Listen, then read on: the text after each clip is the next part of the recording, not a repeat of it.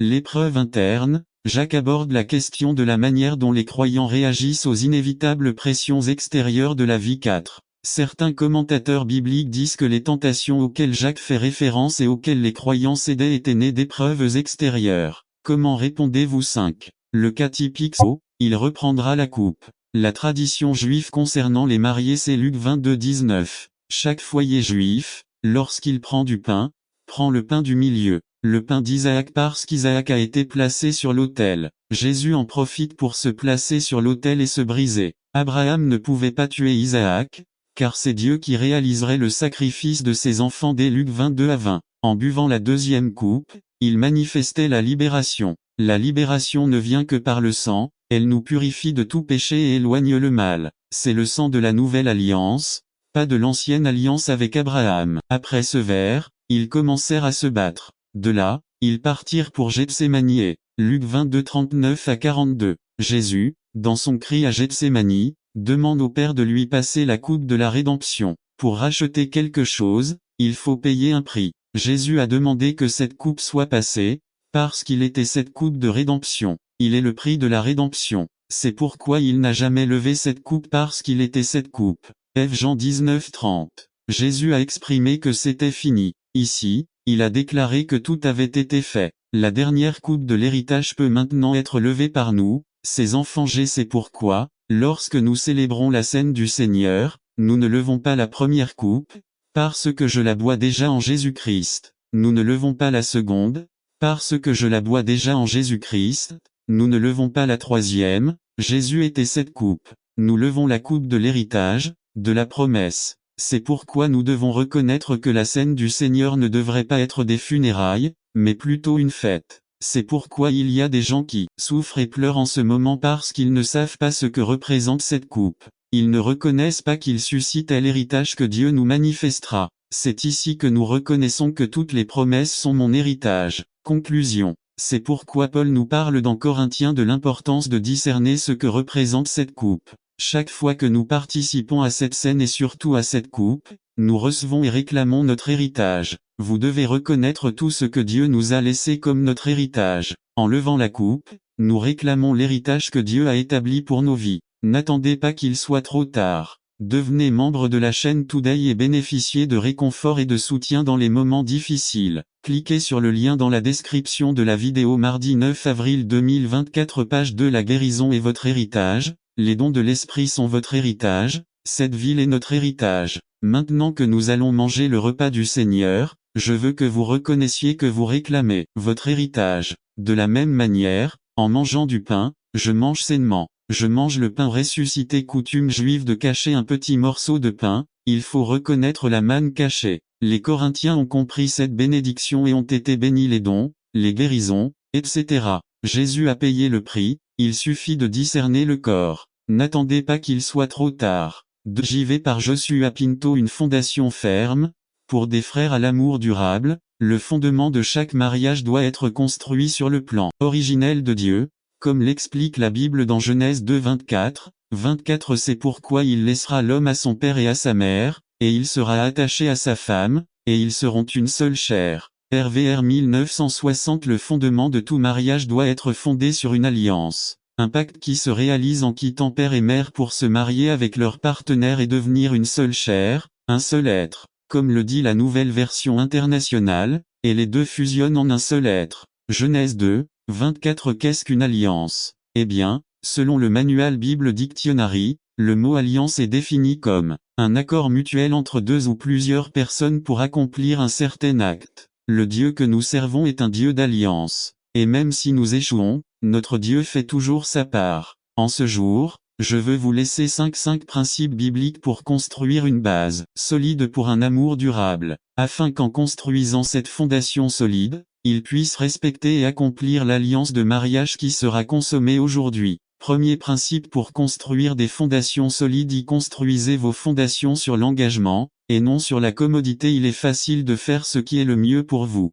mais néanmoins un mariage sans engagement échouera. Le mariage est le reflet de l'alliance que Dieu a conclue avec son peuple. Pour cette raison, l'engagement signifie être présent dans toute situation que vous rencontrez. L'engagement, ce n'est pas abandonner au premier problème que vous rencontrez. N'oubliez pas que Dieu est toujours présent et remplit sa part de l'alliance même si nous ne lui répondons pas. L'engagement n'attend pas la prochaine opportunité. L'engagement, c'est garder intact le caractère sacré du mariage, malgré les défis qui surviennent. Un mariage sans engagement s'effondrera. Deuxième principe pour construire des fondations solides. Construisez vos fondations sur le sacrifice, et non sur l'intérêt personnel. N'attendez pas qu'il soit trop tard. Devenez membre de la chaîne Today et bénéficiez de réconfort et de soutien dans les moments difficiles. Cliquez sur le lien dans la description de la vidéo. Mardi 9 avril 2024 page 1. Une fois que vous êtes réunis en une seule chair, il est de votre devoir de commencer à veiller aux intérêts de l'autre personne, c'est ce qu'on appelle le sacrifice. Éphésiens 5 21 à 33 nous explique comment nous devons nous sacrifier les uns pour les autres dans le mariage. Souvent, dans le mariage, il sera nécessaire de diminuer pour que votre partenaire grandisse. Le sacrifice signifie faire des ajustements dans ma vie, afin que nous puissions tous les deux nous adapter, s'intégrer. Un mariage sans sacrifice s'effondrera. Troisième principe pour construire une fondation solide. Construisez votre fondation sur l'appréciation, et non sur la dépréciation. Dieu ajoute de la valeur à une relation. Apprenez à apprécier la valeur que chacun de vous a à la fois pour lui-même et en Christ. L'appréciation signifie voir les talents et les capacités. La foi est la substance de notre confiance en Dieu. Hébreux 11 dit 1 avoir la foi, c'est avoir la pleine assurance de recevoir ce que l'on espère. C'est être convaincu de la réalité des choses qu'on ne voit pas. Dieu parle aujourd'hui à la foi n'a rien de nouveau. Nous utilisons la foi à tout moment, lorsque nous recevons des informations, nous croyons en ces informations et ensuite nous mettons ces informations en action. Je vais l'expliquer à travers cette illustration. Lorsque vous postulez à un emploi, vous êtes embauché et vous acceptez le poste. Vous acceptez d'effectuer certains types de travaux, pour une certaine somme d'argent, vous commencez à travailler et le jour de paie, quelle garantie que vous êtes rémunéré pour votre travail? Absolument rien, votre décision est totalement basée sur la foi,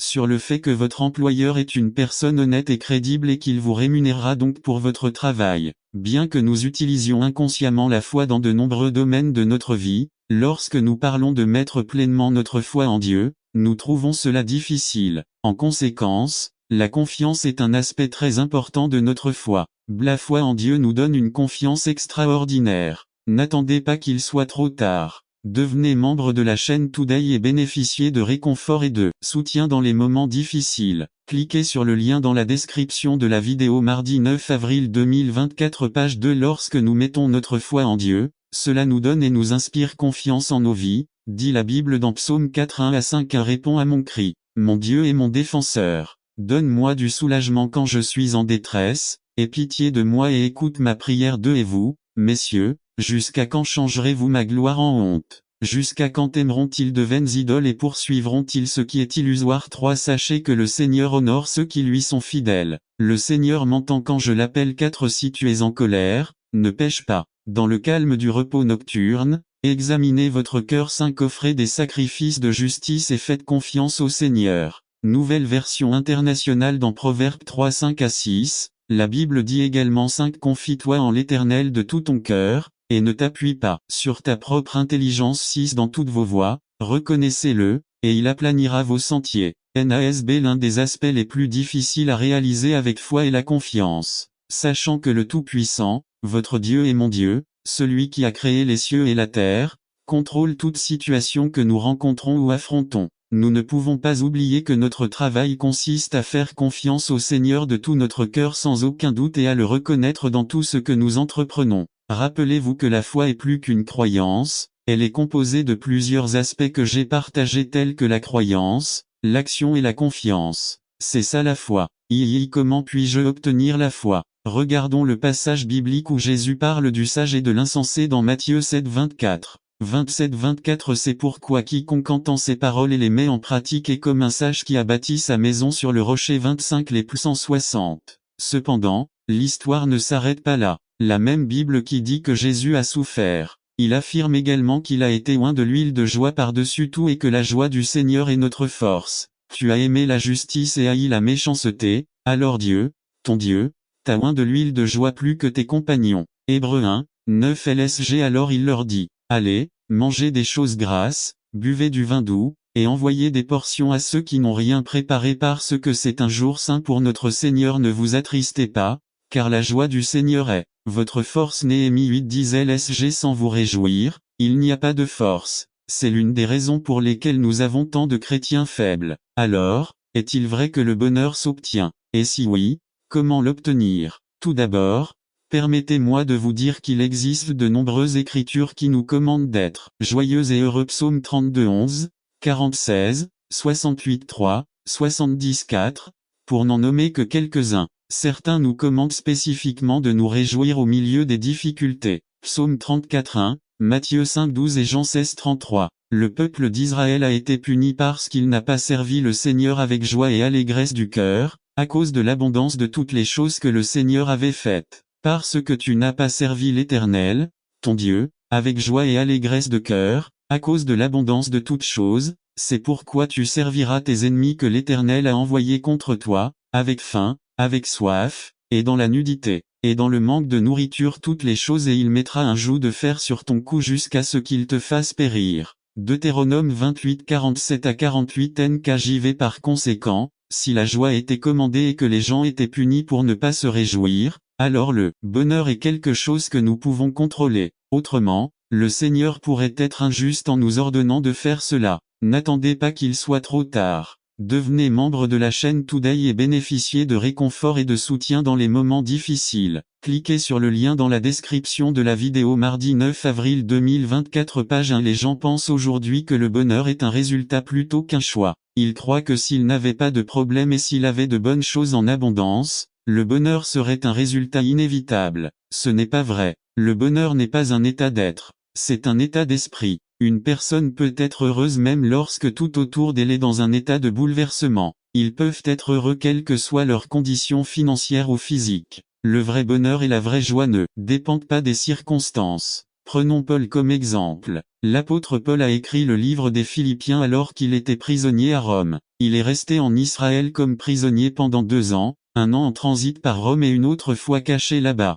Il risquait d'être exécuté. Cependant, la lettre aux Philippiens est la lettre la plus heureuse qu'il ait écrite. Il a mentionné 17 fois dans cette courte lettre « Réjouissez-vous ». Comment est-ce arrivé? Quel était le secret de Paul? Le livre des Philippiens nous enseigne la clé que Paul a eue. Matthieu nous dit que c'est pour le pardon des péchés. La nouvelle alliance en son sang pour le pardon des péchés. Nous avons une nouvelle alliance, un contrat signé dans le sang de Jésus qui dit qu'en recevant la scène du Seigneur, Dieu nous offre et nous donne le pardon de nos péchés. La Sainte Seine est l'un des moyens de grâce, c'est-à-dire l'un des instruments par lesquels Dieu nous offre et nous donne le pardon des péchés. Autrement dit, par la Sainte Communion, Dieu nous fortifie dans la foi, dans la confiance que tous nos péchés ont été lavés dans le sang du Christ. On peut donc dire que dans la scène du Seigneur, c'est Dieu qui agit. C'est important, car la scène du Seigneur n'est pas quelque chose que nous faisons pour Dieu, mais quelque chose qu'il nous offre et nous donne. Et par conséquent, il n'y a aucune raison d'avoir peur de le recevoir car la Sainte Seine est la promesse, le contrat signé dans le sang du Christ qui dit que tous nos péchés sont pardonnés.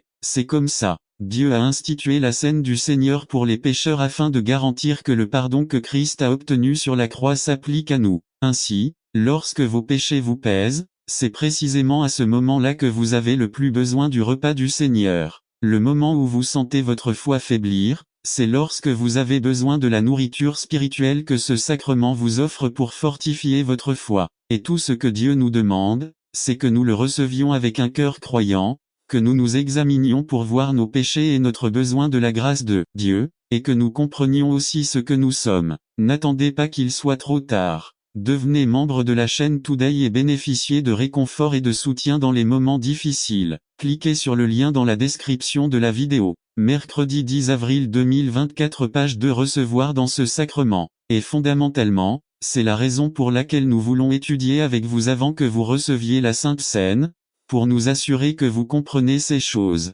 Et aussi parce que dans 1 Corinthiens 10, Saint Paul nous dit que le repas du Seigneur est une manière de manifester notre communion chrétienne, de déclarer l'unité avec nos frères dans la foi. Mais pour déclarer une telle unité entre nous, nous devons comprendre ce que chacun de nous croit, n'est-ce pas? Pour être sûr que nous sommes unis en tout. Eh bien, le point important de tout cela est que la scène du Seigneur est un don incroyable que Dieu a fait à son Église, quelque chose qu'il veut que nous recevions avec un cœur reconnaissant. Par ce sacrement, Dieu nous offre et nous donne son corps et son sang pour le pardon des péchés. Je veux donc vous encourager à participer aux cours que nous proposons. Si personne ne vous a rien dit de ces cours, parlez-en au pasteur Carlos ou à moi, car nous voulons que vous receviez avec nous ce précieux cadeau que notre Seigneur nous a fait. Et si vous avez encore beaucoup de questions, ce n'est pas grave. Honnêtement, je n'ai pas expliqué en détail tout ce qui concerne la scène du Seigneur. C'est pourquoi nous avons des cours, pour voir plus profondément ce que Dieu nous dit dans sa parole. Alors laissez-les aller au cours et ensuite venir à la Sainte Communion,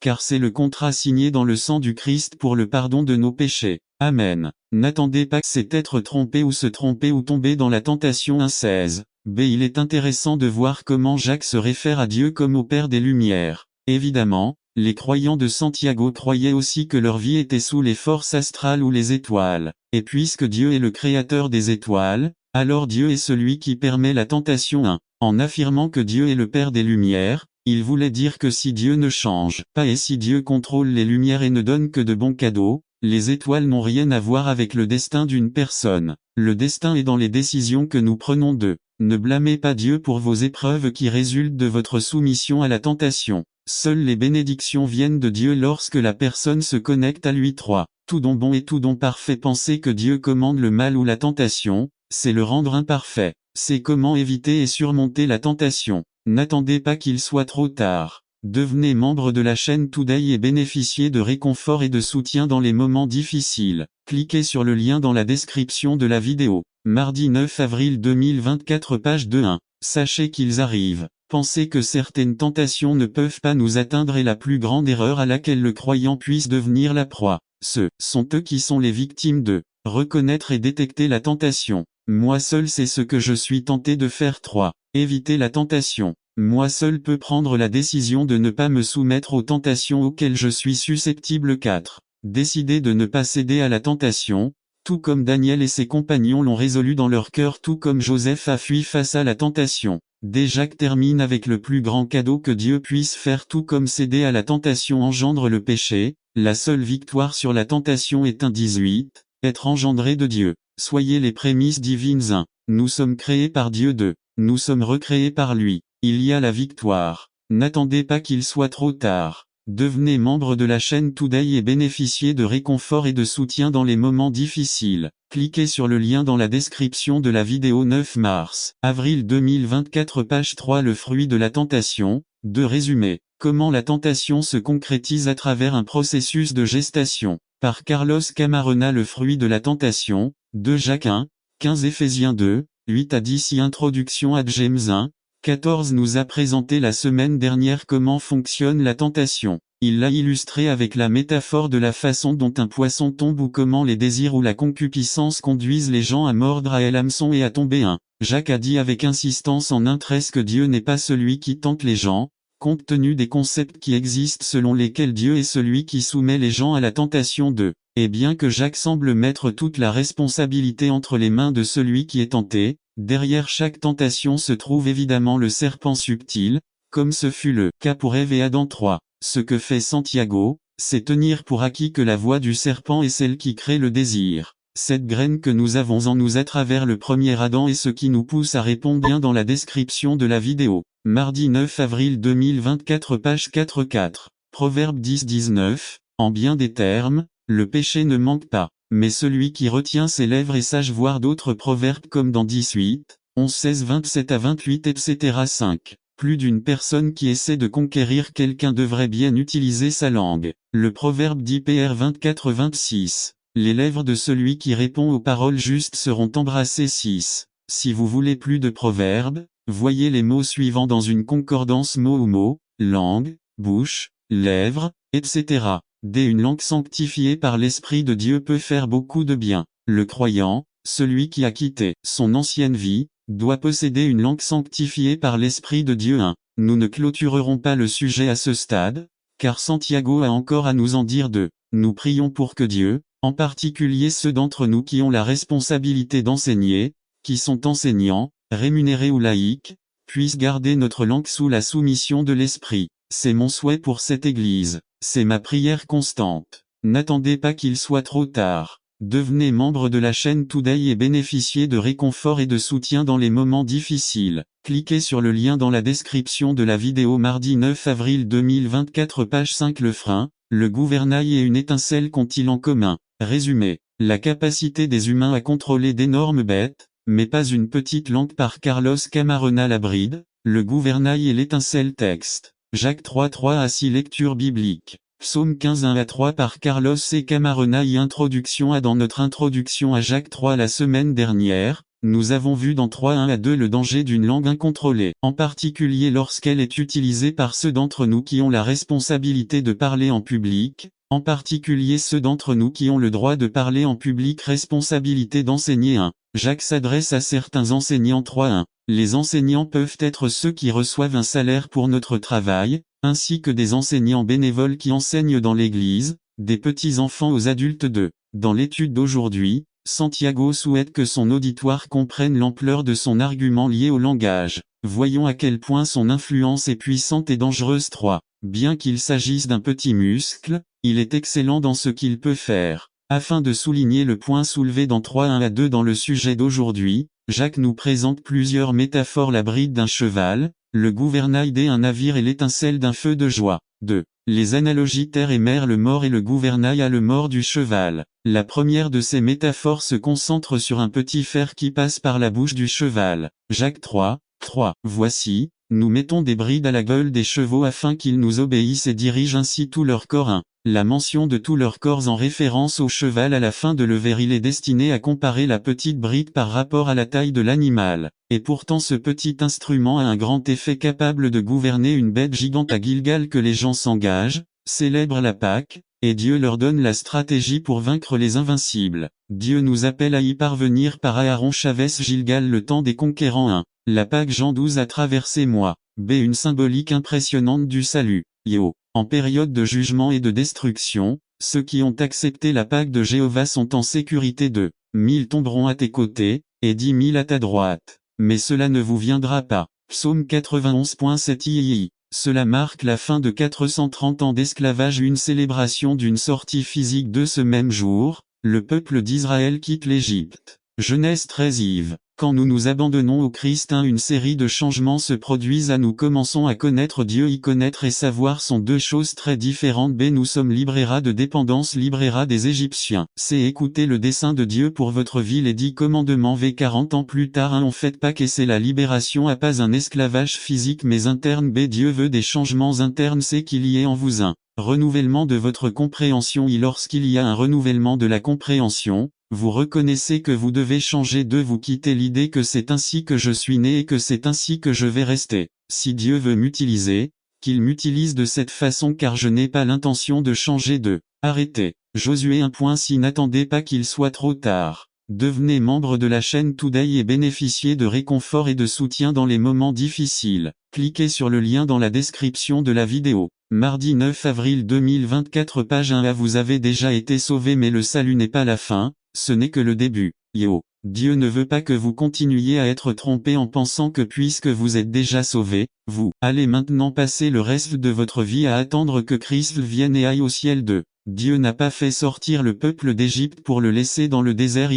Dieu ne vous a pas sauvé pour que vous alliez à l'église et que vous ayez une Bible sous le bras. Yves. Il faut conquérir. Prenez la domination. 3. Gilgal. À Gilgal est la première ville de la terre promise où campe le peuple. B. C'est le point de départ pour conquérir les promesses de Dieu. Yo. C'est le centre des opérations, la base militaire. 2. Le lieu de préparation à la conquête. C'est la première chose que Dieu demande pour pouvoir conquérir la promesse. Est Josué 5.2 I. Engagement. 1. Engagement envers Dieu. 2. Engagement envers vos dirigeants. 3. Engagement envers votre famille. 4. Engagement envers votre communauté. 2. Circoncision. 1. C'était un signe, une marque de l'alliance, de l'engagement à observer la loi de Dieu. 2. C'était un engagement à éloigner le mal de nous. Dieu ne nous demande pas une circoncision physique mais maintenant il nous demande de circoncire le cœur. Rome 2.29 1. Pour vaincre, je dois éliminer le manque d'engagement de ma vie. 2. Je ne peux pas être plus qu'un conquérant si je ne m'engage pas. 3. Ruth est un exemple de ce qu'est l'engagement. Ruth 1.16 A. Dans les bons comme dans les mauvais moments. B. Pluie, neige ou éclair, c'est que vous en profitiez ou non. D. Je serai avec vous. 4. Le résultat de l'engagement. Josué 5.9 N'attendez cette la vitesse ne fait pas tout. Rappelez Vous que les tortues étaient sur le bateau avec les léopards. Oui, lorsque vous vous sentez stressé, flottez un instant. 9. N'oubliez pas que l'Arche a été construite par des débutants et que le Titanic a été construit par des professionnels. 10. Quelle que soit l'ampleur de la tempête, lorsque vous serez avec Dieu, il y aura toujours un arc-en-ciel qui vous attendra. Appelez, Jésus est celui qui vous offre cet arc-en-ciel. Aimeriez-vous faire partie de ces bénédictions? N'attends plus. Le Christ vous attend à bras ouverts et vous dit viens. N'attendez pas qu'il soit trop tard. Devenez membre de la chaîne Today et bénéficiez de réconfort et de soutien dans les moments difficiles. Cliquez sur le lien dans la description de la vidéo. Mardi 9 avril 2024, page 5. Résolution pour l'année à venir. Résumé. Prof 17-24. La sagesse apparaît sur le visage des sages, mais les yeux des insensés errent jusqu'aux extrémités de la terre. Il décrit deux types de personnes. Le premier dit que la personne intelligente vise à développer des actions de jugement intelligent par Ézéchiel Alanis. Ézéchiel Alanis, Église adventiste du 7e jour espagnol West Jordan, USA travailleur laïque. Résolution pour l'année à venir. 45 minutes. Prof 17-24. Hymne numéro 146. À côté de la croix où Jésus est mort. Option 2. Quand tu es fatigué et abattu, la sagesse apparaît sur le visage du sage, mais les yeux de l'insensé serrent jusqu'au bout du route. La bonne nouvelle version. Une personne intelligente vise des actions sages, mais un imbécile part dans plusieurs directions. Prière. L'année 2004 est terminée, au cours de laquelle nous avons eu l'opportunité de réaliser nos rêves ou peut-être d'échouer dans nos projets que nous avions au début de l'année. J'espère que cela ne nous est pas arrivé comme ce qui est arrivé à la vieille dame de l'asile. Il y avait un petit vieillard nommé, qui était admis dans un asile où il passait chaque jour à admirer une petite vieille femme appelée, jusqu'à ce qu'il je n'en pouvais plus et un jour très tôt le matin, il a décidé et tout est allé au petit déjeuner et en finissant le petit déjeuner, il va voir la vieille dame de ses rêves et lui dit, « Et Martita, tu aimerais être ma petite amie ?» Ça quoi Martita ou n'importe quel nom répond, « Bien sûr. » Très à l'aise, les deux partent et discutent avec beaucoup d'enthousiasme tout au long de la journée jusqu'à la tombée de la nuit. Le lendemain, très tôt le matin, Don Martin se lève et, très inquiet, se dit, « Ah bon sang, je me souviens avoir demandé à Martita si elle voulait être ma petite amie mais je ne me souviens pas de ce qu'elle a répondu. » Très inquiet, l'homme se rend au plus vite chez Martita et lui dit, « Et Martita, je me souviens lui avoir demandé hier. » Se lasseront pas. N'attendez pas qu'il soit trop tard. Devenez membre de la chaîne Today et bénéficiez de réconfort et de soutien dans les moments difficiles. Cliquez sur le lien dans la description de la vidéo. Mardi 9 avril 2024, page 6. Parfois, la vie n'a pas de sens. Parfois, Dieu veut que nous bougions quand nous voulons nous arrêter. Parfois, Dieu nous dit, attendez lorsque nous voulons continuer notre vie et recommencer. Nous devons comprendre que le SMIC était lié à la lenteur de la livraison des colis par la poste. Il a donc concocté un plan pour démarrer une entreprise qui livrerait des colis du jour au lendemain, partout dans le monde et non la semaine suivante. Le professeur a pensé que son idée était bonne mais pas pratique, alors il lui a donné un C. Après avoir obtenu son diplôme, Fred Smith a fondé une entreprise qu'il a appelée Federal Express. Et nous connaissons toute l'histoire de cette entreprise de classe mondiale à succès. Il pensait qu'il devait y avoir un moyen de livrer des colis différents de ce que quiconque avait essayé auparavant. Cela illustre le désir de vivre en pensant grand pour Dieu. Comment agrandir votre territoire? Si vous essayez de vivre en pensant grand pour Dieu, il y a certaines limites dans votre vie que vous devez dépasser. Nous devons commencer à demander le plus et non le moindre. 3 limites doivent être élargies. Capacité d'entendre pour être plus influençable. Josué 3:9. La clé pour avoir répondu aux prières est de rester tranquille et d'écouter, sans des responsabilités se sentir plus responsable. Josué 1:3. Témoigner, profiter des opportunités. Acte 1:8. Jabez désire être plus et faire plus pour Dieu. Illustration. L'histoire est racontée à propos d'une dame d'âge moyen que nous appellerons Anna et qu'elle était assez riche. La procédure de divorce l'a plongée dans la dépression et, entre autres choses, elle a décidé de réaliser l'un de ses désirs les plus chers, aller à Calcutta pour travailler avec Mère Teresa. Elle a écrit à Mère Teresa pour lui faire part de ses intentions. Il fallut un certain temps avant qu'elle reçoive une lettre de réponse de Calcutta. Il l'ouvrit avec empressement et trouva la réponse suivante. Merci de l'intérêt que vous portez à venir en Inde, mais allez découvrir votre propre Calcutta. Implication exige la foi. Petite prière, petite bénédiction. Grande prière, grande bénédiction. Demande de travail en raison d'une plus grande responsabilité. La promesse de Dieu est de nous donner le territoire mais je dois m'efforcer de l'occuper. Deutéronome 1, 30,41 Comment calculer le nouveau territoire? Lorsque nous calculons la taille du territoire que Dieu peut avoir en tête pour nous, nous utilisons cette formule. Mes compétences plus mon expérience plus ma formation plus ma personnalité et mon apparence plus mon passé plus les attentes des autres